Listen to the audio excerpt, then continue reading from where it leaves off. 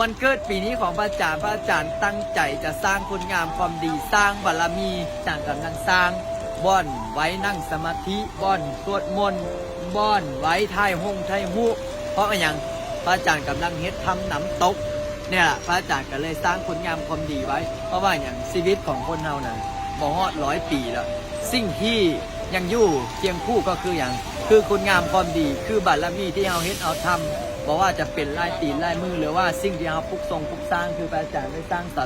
ลาสร้างคุณงามความดีไว้เนี่ยเพราะฉะนั้นแล้วโยมพ่อโยมแม่โยมพี่ทั้งหลายคณะสายบุญทั้งหลายผู้ติดตาม Facebook เพจก็ตามมาร่วมเป็นสะพานบุญนำพระอาจารย์เด้อปัจจุปัจจัยที่โยมพ่อโยมแม่โยมพี่คณะสายบุญสายญาติธรรมได้ถวายมาพระอาจารย์กับเปี้ยนเป็นอิฐเป็นปูนเป็นหินเป็นทรายนี่แหละเอาร่วมบุญวันเกิดกับพระอาจารย์ก็เอามาสร้างคุณงามความดีผู้ใดเกิดมันที่จะใดฝากคอมเมนต์นะเด้ออย่าตกกระบวนบุญเด้อโยมพ่อโยมแม่โยมพี่เด้อเป็นสะพานบุญนำกันได้กินได้ทานผู้สิบผู้ห้าตามกำลังทรัพย์กำลังศรัทธาเนาะร่วมอุปโมทนานำกันเด้อเฮ็ดบุญวันเกิดสร้างบุญสร้างบารมีสาธุปาฏิหาริย์มีจริงวันนี้รัดคิวรวยให้ออกตนญาติโยมเนี่ยเด้อเศรษฐีคนไม่ขอให้เป็นญาติโยมน้อมรับสาธุ